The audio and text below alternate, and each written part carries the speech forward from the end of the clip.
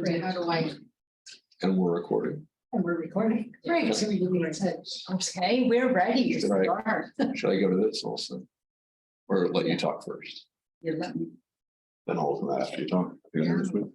Okay, well, good afternoon, everybody. Those of you online, hello out there. And to our live audience, welcome to this afternoon's lecture. For those of you who don't know me, I'm Carol Bacos, the director of the Center for a Study of Religion. Before I have the privilege and honor of introducing our speaker today, I do want to, while I have your attention, call your attention to our upcoming event on Thursday at 4 p.m. Same place, same channel, but a different lecturer. Professor Adele Yarbrough Collins, the current president of the Society of Biblical Literature, will be here. She will speak on Paul and ethics, ethics in Paul. So please join us on Thursday. I'll turn to today. Ethan Katz is Associate Professor of History and Jewish Studies at the University of California, Berkeley, where he has taught since the fall of 2018. And where he is also the co-founder and faculty director of the Berkeley Anti-Semitism Education Initiative. He is a specialist in the history of France and its empire in modern Jewish history. His book, The Burdens of Brotherhood, Jews and Muslims from North Africa to France, was published with Harvard University Press in 2015. And was awarded a number of prizes, many prestigious prizes indeed, including the J. Russell Major Prize of the American Historical Association, the David Pickney Prize of the Society for French Historical Studies, and a National Jewish Book Award. In 2018, it was translated into French. The French edition was the basis for a major exhibition that appeared in 2022 at Paris's National Museum of Immigration History. Professor Katz has also authored or co-authored more than 15 peer-reviewed journal articles and book chapters and co-edited 4 volumes. These include Secularism in Question, Jews and Judaism in Modern Times, Colonialism and the Jews, and most recently, When Jews Argue, Between the University and the Beit Midrash. And this will be out with Routledge Press this fall. This most recent volume examines the relationship between Jewish studies, scholarship, and the academy, and traditional Jewish study and practice. And personally, I cannot wait to get my hands on this volume. Fascinating topic. Professor Katz is drawing on research from that book for his presentation today. So great, we'll get a preview. Professor Katz is at work on a new monograph currently entitled Freeing the Empire, the Alliance of Jews and Anti-Semites that helped win World War II. Which tells the story of the Algiers underground and its pivotal role in the success of Operation Torch. His research has been supported by a number of fellowships, including from the Katz Center for Advanced Judaic Studies, the Lady Davis Trust of the Hebrew University, Vidal Sassoon International Center for Study of Anti-Semitism, the Yad HaNadiv Bracha Foundation, and during the current academic year, the Social Science Matrix at Berkeley. It is truly our pleasure and honor to have Professor Katz with us today. So I'll turn things over to Professor Katz. Well, thank you very much for that introduction, Carol. I'm afraid it's all downhill from here. I'm going to share my screen here. No, I did the opposite of that. Let's try that again. Seems like it should be. I need to unpause that. Looks so easy. Sorry? Share. I think stop share, reshare, stop share. Then. Oh, I'm sorry, folks. We're gonna get there. Let's try that. There we go. Chat. We're gonna do that. It's gonna. Good. Do this. I'm gonna work on that. I'll get rid of. Yes, thank you. Okay. Thank you very much to Carol Bacchus for inviting me to UCLA. Thank you to Beth Kramer for all of your work on the logistical arrangements. Pleasure to be here. It's always nice to be here and see old friends and new friends. And I want to welcome and thank everyone who's tuned in from near and far on the live stream. Before I really get started, let me say a little bit about how I came to this topic, which is, as many of you are aware, quite disparate geographically and thematically from most of the things that I've worked on in my scholarship to date. Briefly, this is part of a larger project that Carol just mentioned, a book currently in production that centers on trying to think about Jewish studies, knowledge, and methods between the world of the Beit Midrash, or the traditional Jewish study house, and the university where academic Jewish studies resides. That project and this case study emerged from a year of study during my sabbatical in Israel in 2016 to 2017, where I took a weekly class with Alicia Ancelovitz, who is a scholar of Jewish law and himself a noted rabbi. And he taught in that class 1 week the rabbinic responsa, on which I'm going to focus in this lecture today. And soon after that, we started to collaborate on a deeper analysis of these texts as sources of both law and history, not knowing what an intellectual odyssey was ahead of us. So what I'm going to share is substantially the fruits of a years-long joint undertaking between Alicia and myself. And one of our major goals has been to answer a question posed more than 40 years ago by Chaim Soloveitchik: can halachic texts talk history? Today, I'm going to give an answer in 4 parts. First, I will describe the case as Alicia and I learned about it and discuss the questions that it raises. Then I will place the case in a series of larger historical contexts: religious, human, and material. Third, with all these contexts in mind, I will explain our decoding of the rabbinic texts and the fundamental questions that they raise. And finally, I'll examine briefly a set of literary encounters that illuminate the wider zeitgeist of which these rabbinic writings formed only one part.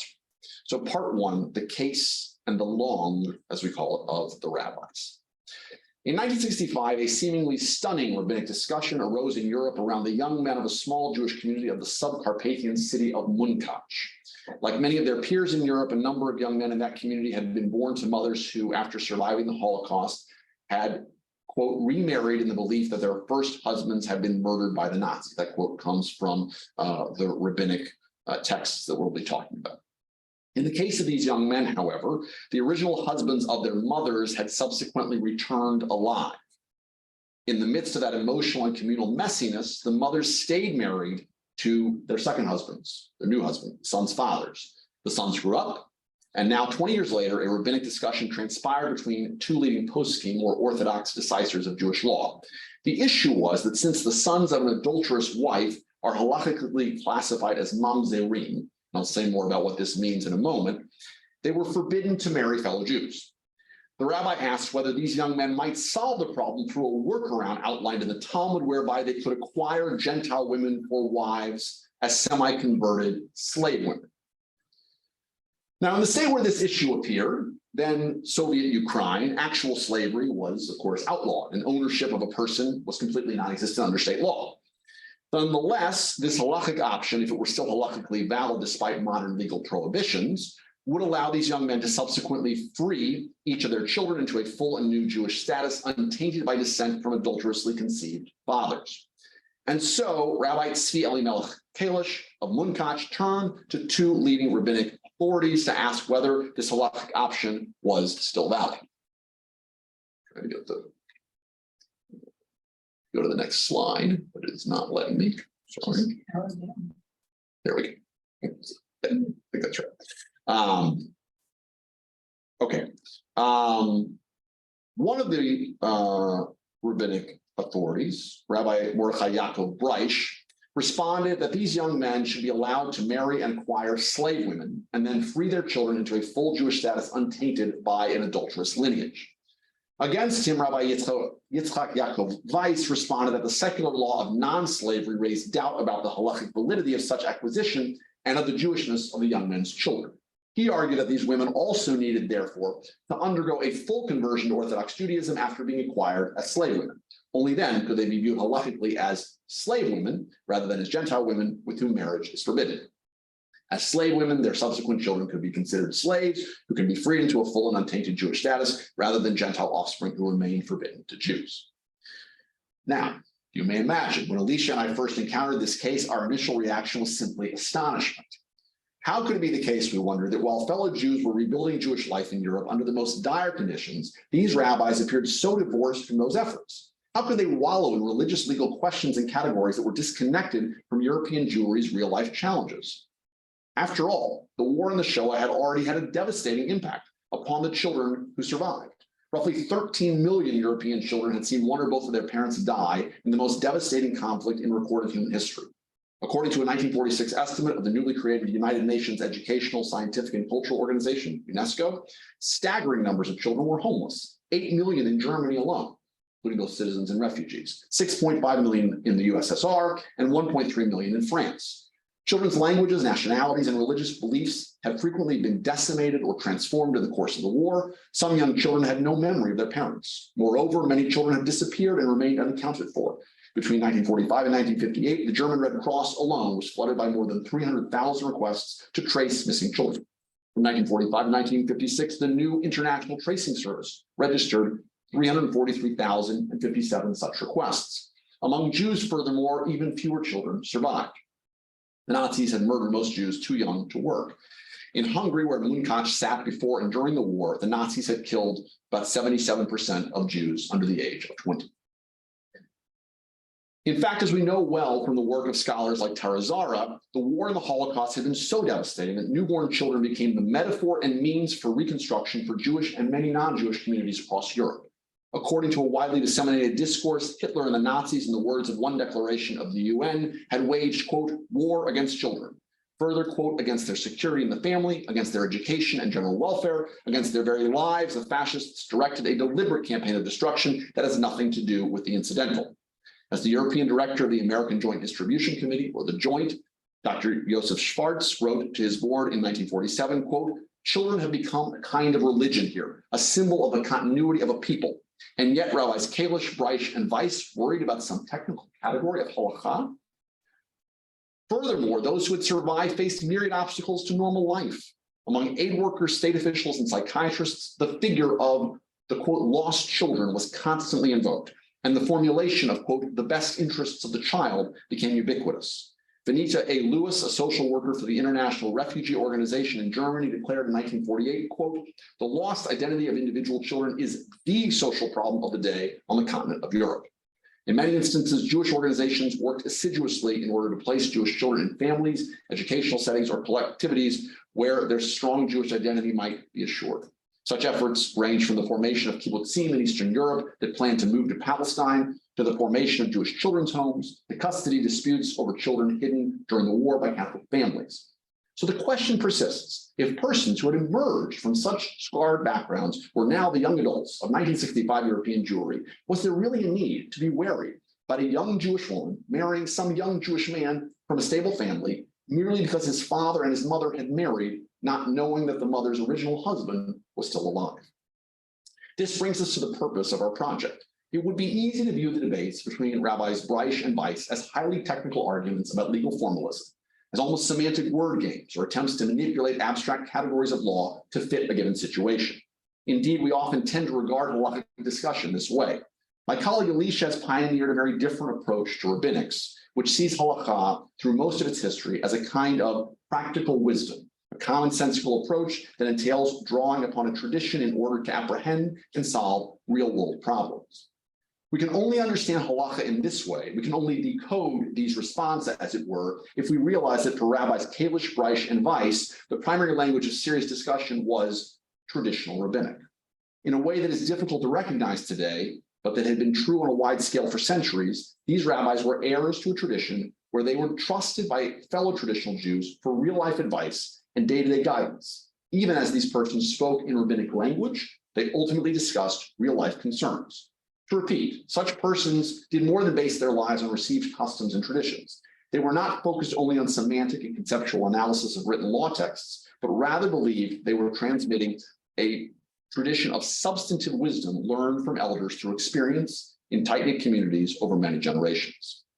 This case from Munkacz is about both the post-Holocaust survival and reconstruction of Jewish life and the survival of a Jewish langue that has become increasingly lost since the Holocaust. With the term langue, we mean a language with all the cultural and habitual features that are implicitly understood by its users. In our case from Munkacz, a modern reader, a person whose primary language of discourse about daily life is not rabbinics, can understand the detailed arguments of Rabbi Weiss and Rabbi Breish only by translating the arguments in parallel to the efforts and statements of better-known post-war actors oriented for the human needs and problems of Jewish survivors and refugees. In order to understand the langue in which these rabbis spoke, we should begin by clarifying their words and who they were. So first, the term mamzer in halakha. The word does not mean, contrary to a widespread misconception, forgive me, a bastard, simply a child born out of wedlock. Such a case is rarely considered a mamzer. Rather, a mamzer is the descendant of a very problematic union, and most typically a union where one parent's conduct is associated with outlandish sexual promiscuity. The status was one intended to create social isolation and to prevent members of the community from marrying into visibly problematic families. For the child to be categorized as a mamzer, the problematic union has to be in the open and known to the community. Being classified as a mamzer bars one from marrying a Jew, and the status, that of a kind of outcast, stays with you and your family for 10 generations. For this reason, the rabbis tried hard to find solutions to prevent someone from becoming a mamzer or passing along this status wherever they could. And this is how we arrive at the above-mentioned solution offered in the Talmud by Rabbi Tarfon in Tractate Kiddushin, wherein the mamzer can marry a semi-convert Gentile slave woman, and then their children will be categorized as slaves and can be, quote, freed into Judaism. Now, who were these rabbis? Rabbi Yitzchak Yaakov Weiss was culturally not a Westerner. He was part of the Galician Jewish tradition that dominated the region around Munkacz, more specifically of the Hasidic tradition that spanned Eastern Galicia and SubCarpathian. To be even more precise, Weiss's Galician father, Yosef Yehuda Weiss, had been a follower of the Eastern Galician Belz Hasidut. During the First World War, the father had moved the family to Munkacz, where he joined the small Belz Hasidic community and served for a period as its, quote, Dayan Umoed Tzedek, righteous judge and teacher. And Rabbi Yitzchak Yaakov Weiss later followed his father's footsteps when he left years of study in Munkacz to become the Dayan Umoed Tzedek of a different Eastern Galician Hasidic-dominated community, that of Grossvardain, which is now Ordea, Romania. Similarly, Rabbi Mordechai Yaakov Breish was culturally not a Westerner. He had also been born in Galicia, had been raised as a chassid of the Belzer Rebbe, had served the Galician congregation of Duisburg in Germany, and had, after the rise of the Nazis, served the independent ultra-Orthodox Eastern European community of Zurich. In short, both Rabbi Weiss and Rabbi Breish were Galician ultra-Orthodox Jews. They felt at home in the norms and values of the Eastern European variation of traditional Judaism, and they felt at home in its langue, and they shared a common culture and langue to such an extent that Rabbi Weiss's only childless son and one of Rabbi Breich's daughters had married each other by the time that these two rabbis found themselves discussing the question of the young men of Munkacz. They were, to use the Yiddish phrase, machatunums. There's even a reference to them discussing this case while on vacation. When I shared this with one of my students, they said, wow, they really knew how to relax on vacation. The response of Rabbi Weiss and Rabbi Breish accordingly provide a window onto an overlooked tributary in the river of post-Holocaust Jewish survival and reconstruction. The responses themselves are markers of the post-Holocaust survival by a specific rabbinic Jewish langue, and most importantly, the responses provide an overlooked window onto an overwhelmingly displaced Jewish tradition of speaking. Part 2, the setting, historical Munkacz before, during, and after World War II. Now, we need to step away from these chubot for a moment to see the historical realities of the social and cultural setting to which they spoke. In the immediate post-war moment, nowhere was massive displacement or the challenge of transmitting Judaism to the next generation more pronounced than across the Soviet bloc in Eastern Europe, including in the borderlands of Transcarpathia, where the town of Munkacz, or Munkacheva, resides. Transcarpathia, also rendered Subcarpathian Rus or Ruthenia, is set in the Pannonian Basin, nestled at the foot of the Carpathian Mountains. Much of the region is surrounded by rivers, the Tisza to the east and south, and the Hornat and Poprad in the west. Sovereign rule over the region had shifted repeatedly. In the late 19th and early 20th century, Transcarpathia was part of the Kingdom of Hungary within the Habsburg Empire. During the interwar years, it became part of Czechoslovakia until it was taken back by the now independent Hungary on the eve of World War II. At this time, it was bordered to the south by northern Transylvania, to the west by Slovakia, and to the north and east by Nazi Germany. The interwar Jewish community in Munkacz was one of extraordinary vibrancy. It was here that a young Yitzhak Yaakov Weiss had grown up, received his training, and first taught in yeshiva. Jews formed as much as 43% of the town's overall population. There were 14% of the population across Transcarpathia as a whole. The community's considerable welfare and educational institutions included its own hospital system, an active Chevra Kadisha, a Maccabi Youth Athletic Association, an old age home, a publishing house, and thriving local Jewish press, a Hebrew gymnasium known to Jews across Czechoslovakia, and a rising diverse scene of Zionist activity. The Munkacz Yeshiva, run by the town's rabbi Chaim Elazar Shapira, was a leading center for Torah learning in Transcarpathia, enrolling 280 students as of 1939. The town featured multiple Hasidic courts, most notably those of the Shapira or Munkaczer Hasidim, the Belz Hasidim, and the Spinka Hasidim. Rosh Shapira was widely respected for his Torah learning, but opposed by many due to his politics, tactics, and the corruption that in time occurred under his leadership. Struggles between Rav Shapira and other forces within the Jewish community became ubiquitous and intense. The Rav was substantially successful, however. Whatever inroads Zionists, communists, and other secularists made in the 1920s and 1930s, on the whole, most of Munkacz's Jews maintained a more traditional outlook and lifestyle. This remarkable community would be utterly destroyed by the Shoah. During the period from the Hungarian repossession of Transcarpathia in late 1938 to the spring of 1944, the far-right Hungarian regime imposed increasing anti-Semitic restrictions that shuttered or impoverished numerous Jewish institutions, drove Zionist activity underground, and left large segments of the community in poverty. Large numbers of Jewish men in Munkacz were drafted into the labor forces of the Hungarian army. During the summer and fall of 1941, in a brief wave, several hundred Jews from the area were deported. By March 1944, the Germans occupied Hungary. In May of the same year, the Nazis deported 29,000 Jews from the Munkacz ghetto on my train. Most of them would never return. The chaotic nature of the summer of 1945, particularly in this borderlands region, makes it difficult to estimate the overall numbers of survivors. Among the 15 to 20,000 survivors of the Shoah in the region, some 2,000 were from Munkacz. Although contemporary estimates varied widely, it's clear that many fewer Jews returned to Munkacz than had left. Roughly 85% of the town's Jewish population perished. Many who returned did not stay for long. By June of 1945, the formerly Hungarian Munkacz, which had been occupied by the Red Army in the fall of 1944, became Munkacz in the Soviet Ukraine province of Transcarpathia. Thus, as one survivor of Auschwitz reported, out of 1,100 returnees native to Munkacz, only 600 stayed after the Soviet takeover. By April 1946, a report from the Joint said that while the town initially had as many as 10,000 Jews right after the war ended, now there were only 100 Jewish families that remained.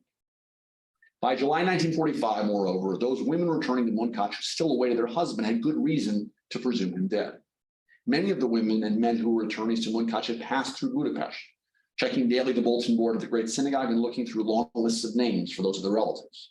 They had also checked newspapers, appeared at the offices of international agencies, posted notes in community centers, listened for rumors of their loved ones, and gone each day to the train station hoping for a sign of life. By midsummer 1945, furthermore, 3 successive waves of returnees had arrived back in Munkacz. First, in early 1945, were those who had been conscripted into the Soviet army as labor servicemen. Then in March, the deportees freed from the camps of Eastern and Central Poland. Some returned from Budapest thereafter once the Allies pushed the Germans out of Hungary. And the final wave, just liberated by American or British forces, came in June of 1945. With the last group, therefore, even the many who returned to Munkacz specifically in search of relatives and were willing to wait a while would have reasonably inferred that anyone who had neither returned nor made contact was almost surely dead. If the presumption of death was not always accurate, some women remarried only to be shocked later when their first husbands reappeared. Presumably, these first husbands included men who reappeared very late. After all, 10 million displaced persons across Europe sought to return to their homes in the spring of summer of 1945, and the majority came from Eastern Europe. Nearly 1 million refugees were still in Germany 1 year after the Allied liberation. Almost all of them were East Europeans who refused or were unable to board repatriation trains. Moreover, unknown numbers of prisoners of war and refugees were being retained by the Soviet Union in labor camps.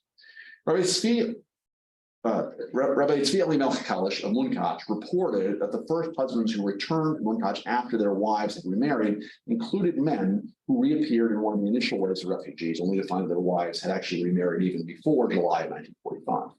Rabbi Kalish had also returned to Munkacz after surviving Auschwitz, and he would return there again from Siberia following Stalin's death in 1953. Rabbi Kalish was someone who viewed life in a nuanced manner. We can see this, for example, in a teaching where he said that a person must recognize and accept the truths that exist even within false assertions and ideologies. Nonetheless, he wrote from Munkacz in 1965 that in the immediate aftermath of destruction, quote, newlywed young men had not checked properly and had married whatever woman they chose. And in those days, immediately in the first months after liberation, there was no leader in the city that could awaken them to the danger.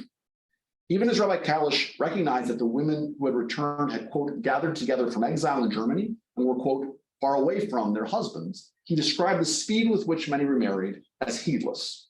Although it might seem contradictory to display both compassion and judgment toward these women, such an outlook was hardly unusual. We'll see from rabbinic and broader historical sources that both Jews and Gentiles recognized that a nuanced approach to life called upon society to address, rather than deny, the real-life messiness of men returning to discover wives who had not waited for them and had married anew. And I just want to clarify that there's a specific context of halachic discussion in this moment that the rabbi is partly responding to. That is, there was a recognition among many Orthodox rabbis in Europe right after the war that they had a crisis on their hands in terms of the fact that there are very high requirements technically for someone's spouse to be recognized as dead, and that they are therefore permitted to remarry. And so there were specific bettins, rabbinic courts that were convened for the purposes of dealing with this crisis and creating authorizations based on some amount of evidence for women to remarry. So part of what Rabbi Kalish is critical of is that these young men and young women did not seek out a betin. He says there was no leader in the town also, he acknowledges that. And so they did not go through a process which would have put them in a much stronger position in terms of Jewish law in the event that the spouse surprisingly returned. These men and women of Munkacz who remarried without consulting with experts were part of a much larger story. Across Europe, the war and genocide had been particularly devastating for many women. I'm just going to acknowledge that I'm about to share some fairly disturbing facts and descriptions, and I apologize if they're harder to hear. So staggering numbers of rapes and sexual assaults had occurred in the course of the war, in the camps of the Shoah, at the hands of Allied armies during the liberation, and the subsequent occupations. In her book about the immediate post-war period, Jews, Germans, and Allies, historian Atina Grossman sums it up well. She says, women survivors carried with them memories of rape and sexual violation, not only by Germans, local fascists, and Soviet liberators, but also in forced encampments, ghettos, and hiding, where women were subject to sexual coercion by partisans, rescuers, and fellow victims. Many had endured the sheer bodily terror and humiliation imposed by Nazi roundups and concentration camp processing, when they were ordered to undress or their pubic hair was shaved along with the hair on their head.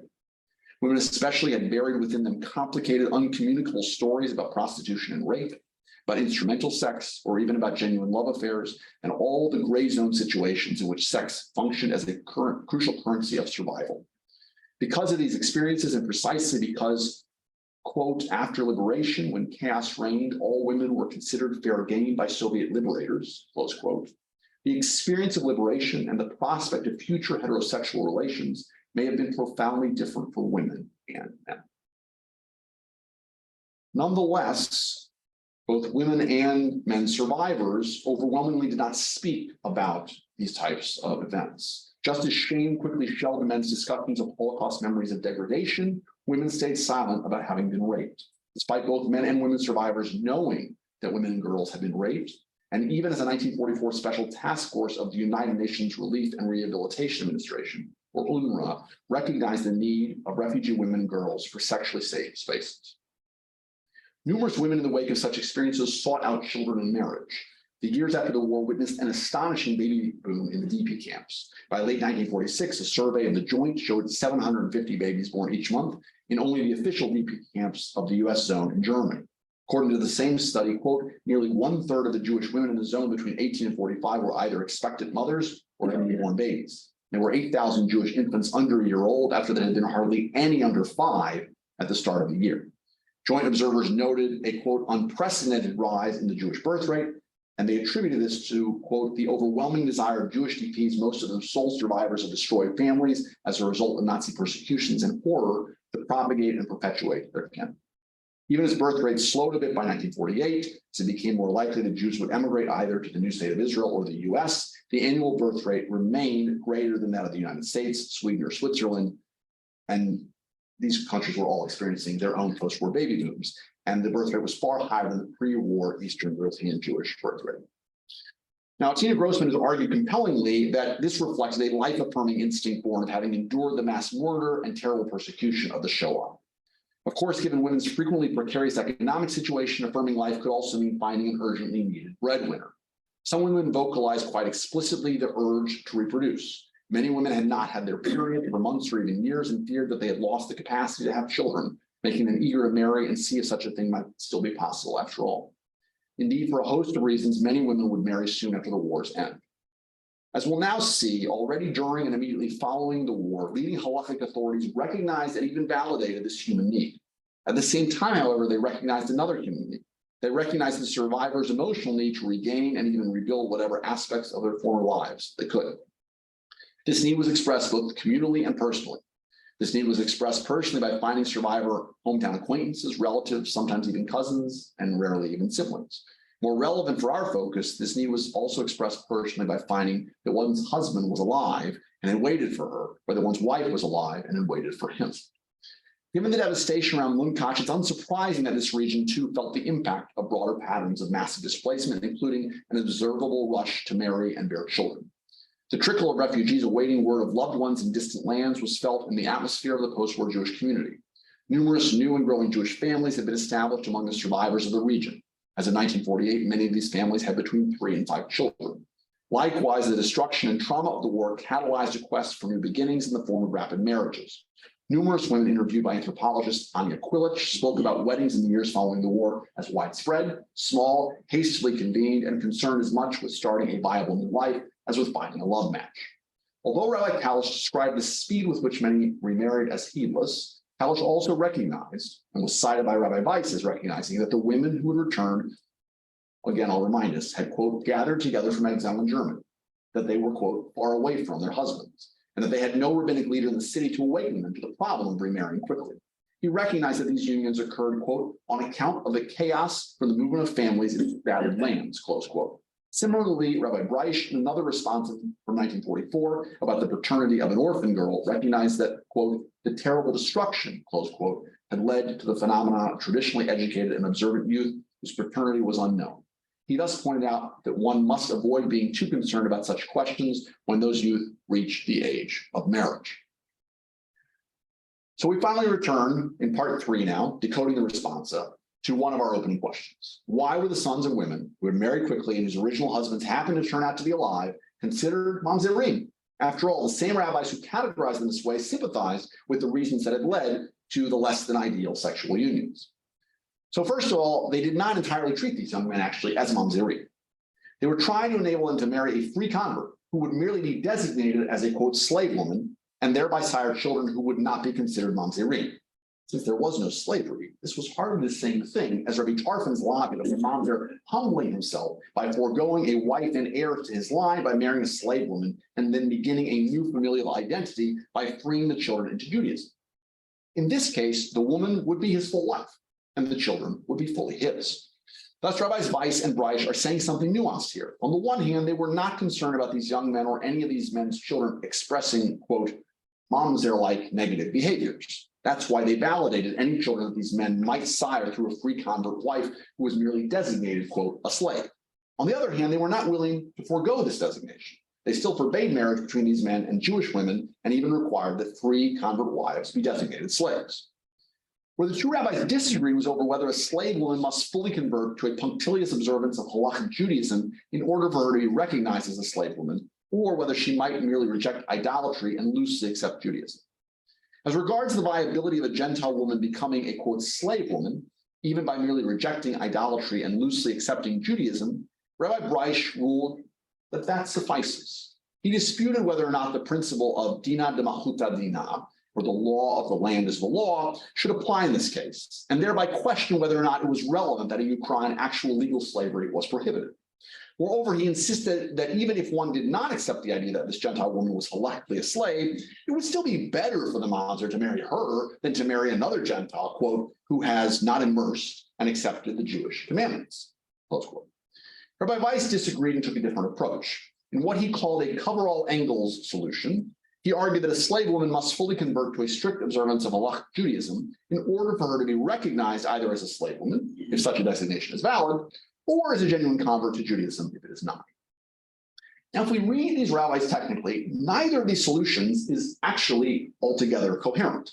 In Rabbi Breish's case, if the slave status of the woman is not accepted, she will be considered like any other Gentile.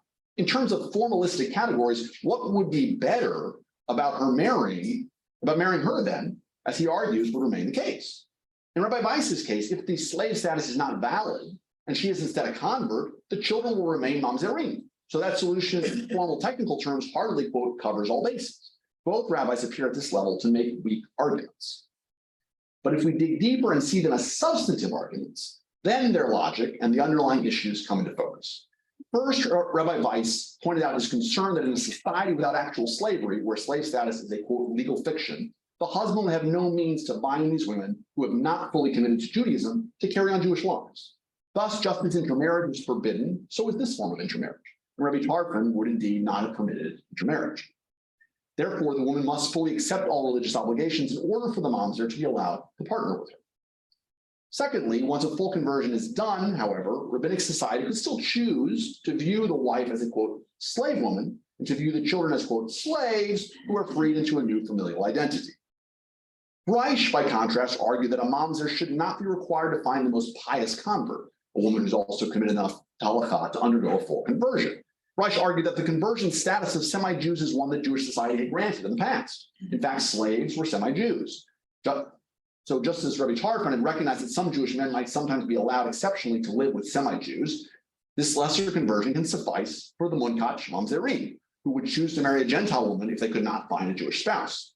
As Rabbi Breish stated, even if you weren't fully convinced that they could be designated as slaves, having these men marry such Jewish identifying women was better than having them marry outright Gentile women. So we can see from this that really Rabbi Breish and Rabbi Weiss did nothing more than discuss and debate straightforwardly in rabbinic vocabulary whether it would be a good idea or a bad idea to allow mamzer men to marry women who are not full converts. And that enables us to return to our opening argument. Why did Rabbi Breish and Rabbi Weiss even care to view the sons of the unfortunate wives whose original husbands returned as mamzerim? Or to question this from the opposite end. If they truly were concerned about the potential problematic qualities of these sons, how did having these sons marry fictional slaves erase the concern about the next generation? So we should recall that the 10 Mamzerim from Munkacz embodied the collapse of the traditional Jewish family structure, norms, and values at the hand of the Nazis and their collaborators. Rav Kalish's account described the marriages that produced these offspring as, quote, impure unions. Here were children whose families had been irrevocably upended and stained due to the Nazis. Their fathers and mothers had made decisions in the wake of the Shoah that were comprehensible in their time, but ultimately proved disastrously ill-advised.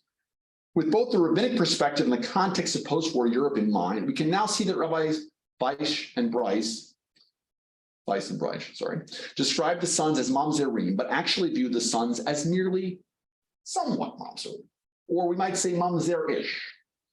And why they never felt the need to spell out this nuance. On the one hand, Rabbis Weiss and Breish strove to rebuild Jewish life, traditional Jewish life with its parameters of ethics and piety, meaning they did not merely seek to increase the number of people who self-identified as Jews. Rather, they sought to rebuild Jewry as they had lived it and as they understood it, as did a number of other secular and religious Jewish leaders and organizations in the post-war years.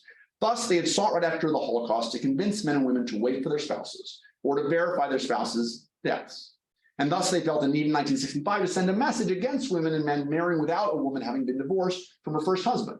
They understood the behavior of these women and men who had married quickly, but they were still kind of horrified by it. Moreover, the fact that these women and men had inappropriately stayed married worsened the situation. Thus, Rabbi Weiss and Rabbi Breish forbade these sons from freely marrying into the community like there was nothing wrong with their parents' behavior. On the other hand, they simply sought to rebuild Jewish life in any possible form. Likewise, the rabbis understood that wives and husbands who survived the Holocaust did not have stable communities in which they could idealistically await their lost spouse. Moreover, they had suffered severe trauma, death, destruction, and often even rape that called forth a basic human response to rebuild. Thus, as Rabbi Weiss and Rabbi Breisch acknowledged, the behavior of the women who remarried before verifying that their husbands were dead was understandable. It was not a sign of a potentially dangerous character. Thus, it was only necessary to name the sons Mamzerim, quote unquote, rather than to treat them as actual Mamzerim.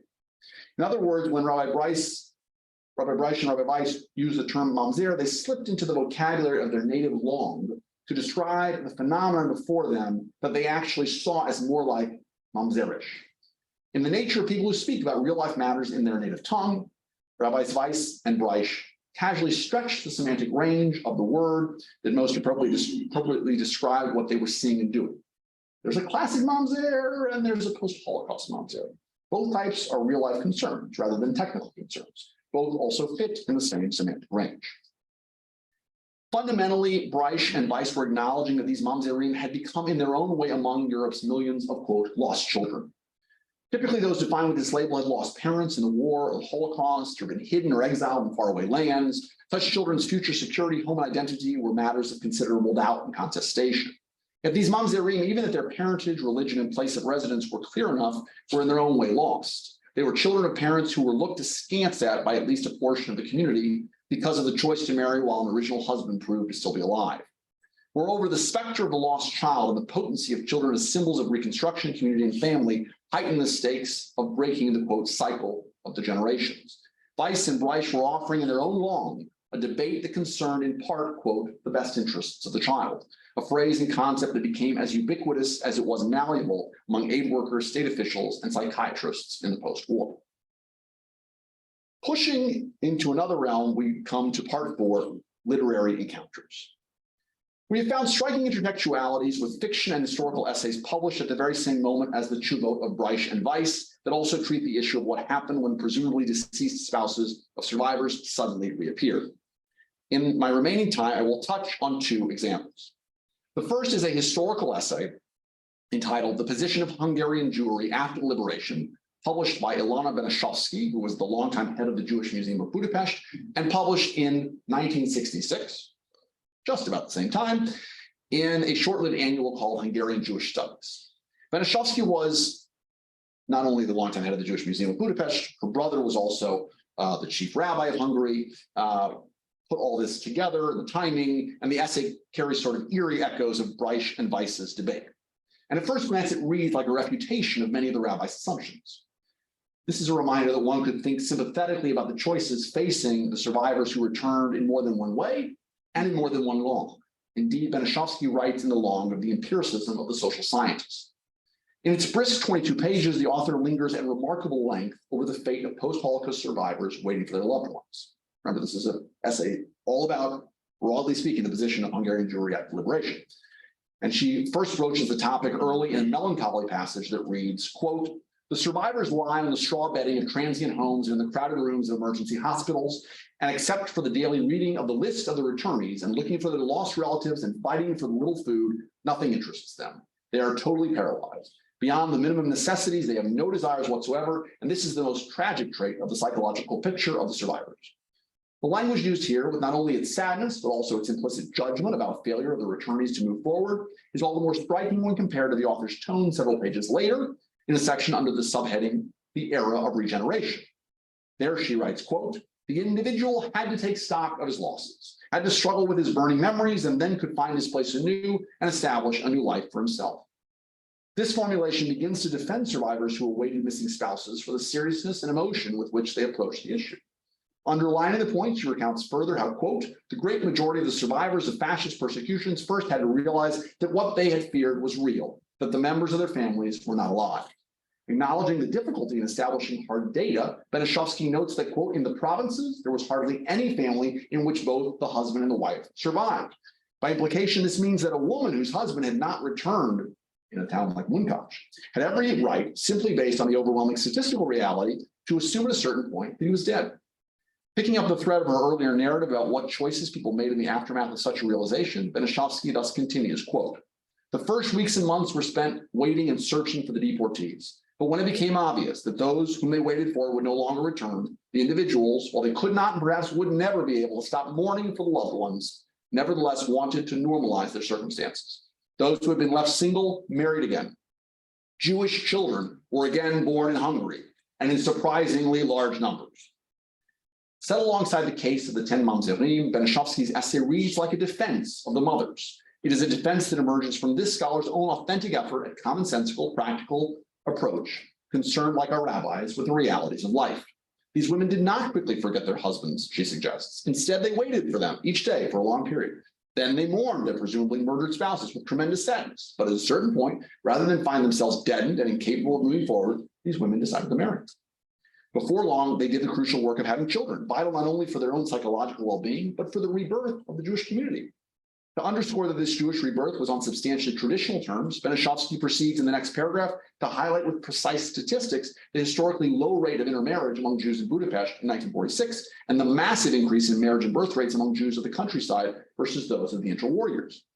Benešovsky seems to say that by all measurements, these women were acting not only appropriately, but virtuously.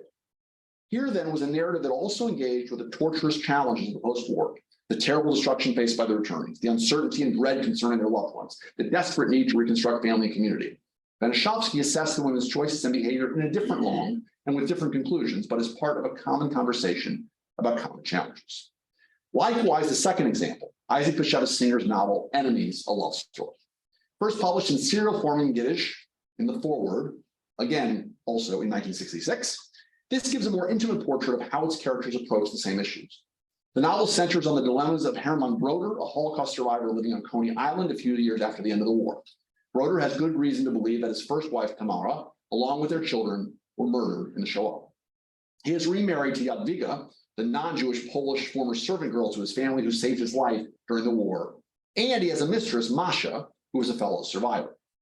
Suddenly, Herman reads in the newspaper that he should call a Rabbi Abraham Nissen, and he hears stunning news. Their conversation reads like a secret window into the interior of so many moments in the post-war world wherein the living found their lives suddenly invaded by the dead. "I have information about Tamara. She's alive." Herman said nothing for a long time. He heard himself saying, "How can this be? A witness saw her being shot. What was his name? I can't think of it. Yes, it's true she was shot, but she remained alive. She escaped to a friendly Gentile's house. Later, she made her way to Russia." Tamara alive, Herman said the words out loud. This hysterical woman who had tormented him and whom he had been about to divorce when the war broke out had risen from the dead. He wanted to laugh. His metaphysical joker had played him a fatal trick. Singer's novel thus gives us a different, more intimate portrait of what happens when a spouse presumed to have died in the Shoah returns. Even as the case is reversed, since it is the wife rather than the husband who rises from the dead, many of the issues treated are quite similar. Singer and his characters speak in the tragic comic long of Jewish fiction, and yet the long of halakha lurks here beneath the surface as well, and is illuminated by reading a novel alongside the Tshuvot of Rabbis Breish and Weiss. While Singer had left the cradle of tradition decades before, his father had been a dayan, and he wrote at length about growing up at the feet of his father's halachic rulings. He knew well many of the nuances of the religious work. Read with these rabbinic sources in mind, one conspicuous aspect of the Singer novel is its sometimes quasi-halachic language concerning what Broder believed about the fate of Tamara. On no fewer than 4 occasions, we hear that Herman heard from, quote, an eyewitness who, quote, saw her being shot. This is a fundamental element of being able to rule that one's spouse is dead and one is authorized to remarry. Moreover, in the author's note at the outset, Singer locates the origins of novels like this in his life over many years living among refugees of the Shoah, and how, quote, if the book's characters fit into the general picture, it is because the exception is rooted in the rule. Rabbi Nissen, uncle of Herman's first wife, Tamara, also voices his halachic perspectives repeatedly on the protagonist's situation of multiple wives. When he learns about it at the reunion meeting between Herman and Tamara, he reassures Herman that he's not committed any transgressions by remarrying, noting that the famous prohibition on polygamy by Rabbeinu Gershom does not apply to him. Nonetheless, he takes the parallel position to Rabbi Weiss regarding assumed loyalty to the original spouse. Quote, one thing is definite, you'll have to divorce your present wife. At the same time, a bit further on in the conversation, he takes a different tone that carries no expectations regarding upstanding halachic conduct, on the part of those who face such situations. Quote, "This is a time of moral chaos. The guilty ones are the wicked murderers. Do not take the blame on yourself. There wasn't a choice." Even as Hermann refuses to leave Jadwiga, the rabbi maintains a degree of sympathy for him. His words illustrate well that rabbis could find multiple ways to show empathy for those who had made ill-fated decisions to remarry in the wake of the Shoah. Why, asks Nissin, should these young people be expected to have faith when he himself was plagued by doubts? How could those who had lived through the destruction believe in the Almighty and in his mercy? Deep in his heart, Rabbi Abraham Nissin had no sympathy for those Orthodox Jews who tried to pretend that the Holocaust in Europe had never taken place, close quote. The interconnections between Benešovsky's and Zinger's contemporaneous writings on the one hand, and the response of Breisch and Weiss on the other are highly suggestive. Read together, these works resonate differently than they do in isolation. We can see that each speaks its own langue, and that together they appear as pieces of a larger, little remarked zeitgeist of the early to mid-1960s, wherein the return of the dead of the war and the Shoah and all of the accompanying social, cultural, and indeed legal consequences was on the minds of many. So to conclude, to return to the question, can halakhic texts talk history? Alicia and I have concluded that yes, they can, and they often do, but not necessarily in the way that we expect. In the analysis of Weiss and Breisch that I've outlined, I've argued against the prevailing understanding of halakha. I've also sought to problematize Jewish historians' dismissive attitude toward the details of halakhic discussions, particularly in the modern era, as valuable sources for wider phenomena.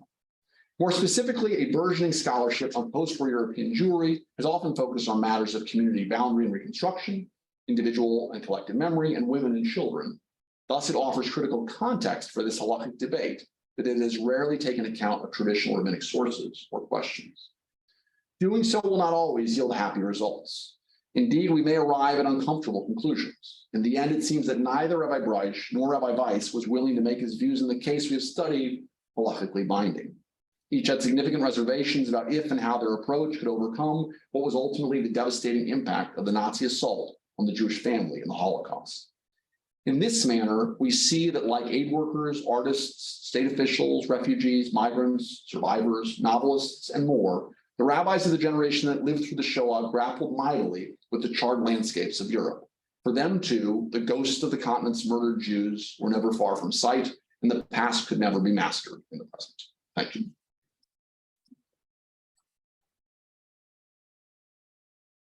Thank you so much. Yes. By all means. Are there questions out there? It looks like there are some questions. Stop sharing. Okay, sure, of course. Oh, sorry, that's not what I did. Okay, now I gotta go find the questions down here.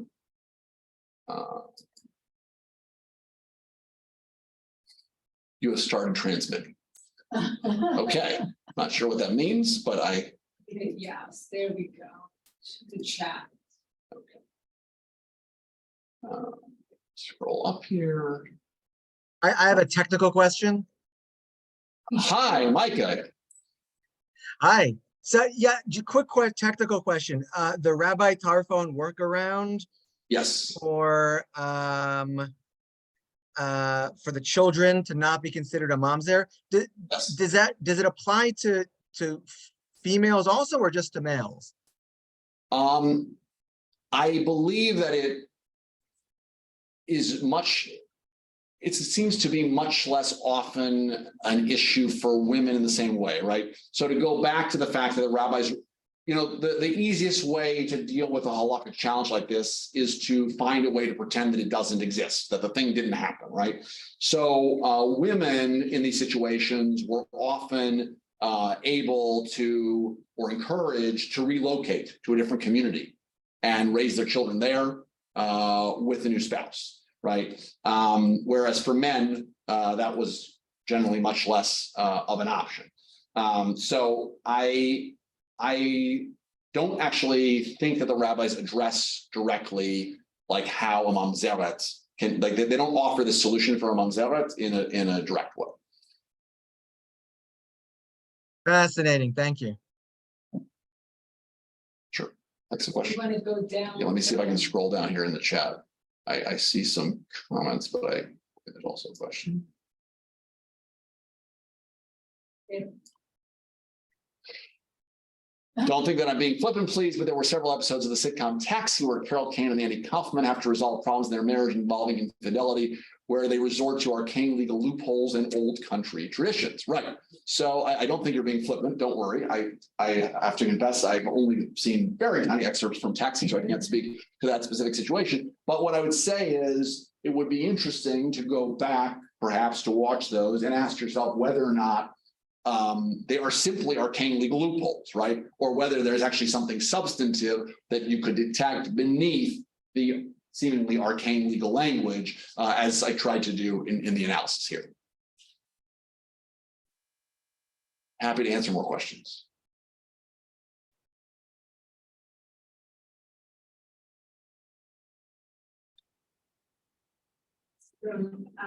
I think, Paul. Paula. Yes. She can unmute. Yes, go ahead, Paula. Ethan, thank you for this fascinating talk, but I have a kind of basic question. It doesn't seem to me that these rabbinic answers address the particular problems that these women had who married a second husband, even though the first husband was still alive. So we have, which is how you initially framed the whole problem. So did they at any point address that particular matter? Well, I mean, so first of all, there are other cases where they find a way to deny that the child is a mamzer, particularly depending on the timing of the pregnancy and if the woman decides to return to her first husband and they can claim that the child actually came from the first husband and that the marriage was invalid on halakhic grounds, right? So there are a number of cases like that. They're always trying to get around actually declaring someone to be in the status of a mamzer. So in these cases, you know, these women are in trouble, halakhically speaking, in significant part, as I said, because they didn't go to a bet din before they married, or remarried, I should say. So I think the way in which these rabbis do try to address, and I'm going to give another example that I had to cut from what was already too long to talk. I think that, you know, they acknowledge in their description of the case real complexity. They acknowledge that these women were facing difficult situations and they try to arrive at a solution that is far less punishing socially than, you know, certain people might expect, or if they were really treating them as mamzerim, you know, fully in a traditional sense. One of the reasons that I'm led to believe that these rabbis are more cognizant of women's dilemmas than we might think is there's a case. Take some time, so give me a minute to explain it. After the war, Rabbi Weiss is asked about women who were in the camps and whether or not they can remain married to a Kohen or whether they can marry a Kohen. The reason he's asked this question is that a woman who has been sexually violated is traditionally not eligible to be married to someone of the priestly caste. His response to that, which is counterintuitive, and I had to, you know, Alicia and I went through a lot of discussions about this. His response is to say, we know that the Nazis did not actually rape Jewish women in the camps. The race laws would not have allowed them to do that. Now, the initial response that I had, and that I think we might all have to that, is what a denial of these women's experiences of having been raped. But the reality was that there was, as I said in paper, tremendous shame attached to rape. And again, the easiest way to deal with these kinds of halachic problems is to deny they exist. Women didn't want to talk about being raped. Women didn't want to be in situations where they were not eligible any longer to their husbands. And so actually there was significant compassion in this response, even though when we think about our notions of feminism and agency, we bristle at the response initially. And this is from like 1946, right? So I do think that they're trying to take account. Obviously, they have limitations. Obviously, their answers are different, say, than, you know, Ilona Benishevsky's really ardent direct defense of these women. But what's also the case, Paula, is, ultimately these tshuvot that I focused on, they are a response to the problem of their offspring, right? I don't have tshuvot from say 1947 from someone in this specific community saying, what do we do now? The conclusion seems to have been widespread that these women had a problem, that their kids were considered Mamzerim. As I said, there were other cases where the rabbis felt they could get around the problem depending on the circumstances. Thank you. I saw a hand. It may have been followed. No, it's another one. Can you move the chat? Sure, of course, sorry. Yeah, I think Ava Lippman had her hand up, or maybe that was a Okay, mistake. let me go to the next page here. See if anyone's there. Other questions or comments? Paula, I'm so glad that you watched because I thought about your research when I was working on this, so I really appreciate you tuning in.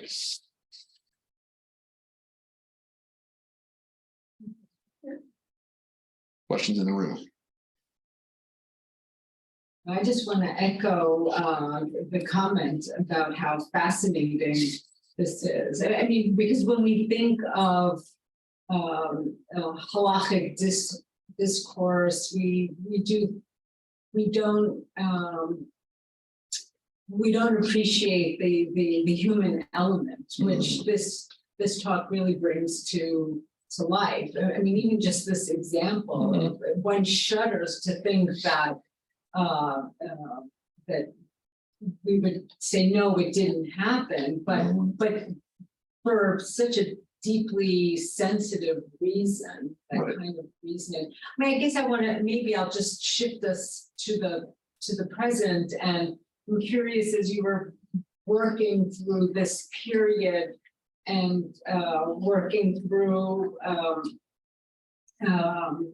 halachic issues, is there a present day analog to this that comes to mind for you? Is there any? Right, so it's a great question. I mean, I think there definitely are, I have to think, I'm tired of contemporary examples. I mean, what I will say is, I think I said in the paper that in some ways we see this as part of what was kind of like a dying tradition in that moment. One of the biggest problems that Alicia identifies in the modern period in terms of the struggle to maintain this kind of rabbinic tradition is when, it's not just the modern period, starts in some places earlier, is when identity becomes the fundamental question for rabbinic decision-making. Whether it's, quote, very liberal or makel or very conservative or machmir, when it's about identity rather than about a practical solution to a concrete problem, then people are making a decision based on, kind of abstract ideas, abstract categories, rather than the situation in front of you. What I think is interesting is that you do sometimes see, quote, more conservative or more Haredi halachic authorities today who find what seem like more creative solutions that are more, regarded by some people as more liberal in certain situations than someone who identifies strongly as modern Orthodox. And sometimes they seem to be coming out of this tradition of like, they don't feel like they have to sort of make an identity presentation, and they're going to, figure out what is the practical challenge and what is a practical solution from the tradition. I'm going to try to think of a more concrete example. Thank you. Thank you for that. And truly, thank you for this talk, and thank you to the audience. Yes, thank you to everyone who tuned in and stuck with us. That was really wonderful. Karen has a final. Yeah, question. Here's a question. I'm aware of the Munkacz community and the Belzers, having been there because of the fights in World War I between the Shachtim of the Belzer Shachtim and the Munkacz Shachtim. So I'm curious, did any of the other You said there were two other Jewish communities, the Munkacz, Hasidim, and others. Did they have anything to say about this? After all, it was Munkacz, not Belz. Well, right. The problem is those communities are basically destroyed by the Shoah, right? Rabbi Kalish is the kind of the only respected rabbinic authority still in Munkacz. I think already by the late 40s, certainly by 1965, right? You know, I didn't have time. So there, you know, Alicia and I have written a considerably longer article that digs deeper on most of these issues, and it'll be in this book that Carol mentioned, When Jews Argue Between the University and the Beit Midrash, that's coming out in October. And in there, you know, we talk about there's a dynastic crisis in Munkacz that arises already in the late 30s and early 40s. When Rav Shapira dies in 1937, he doesn't have male heirs. His son-in-law, who's known as Baruchel, becomes the chief rabbi of Munkacz. And while he's very learned, he's from Poland, he doesn't have local ties.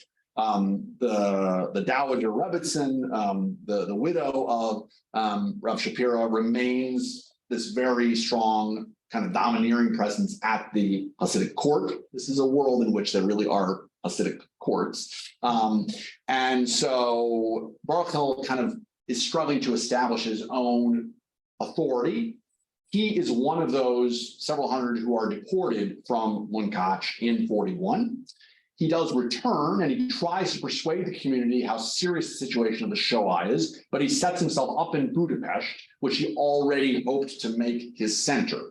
He then leaves in early 44, he writes a letter to the community, and not only does he leave, in great contradistinction to his deeply, deeply anti-Zionist father-in-law, he goes to Palestine.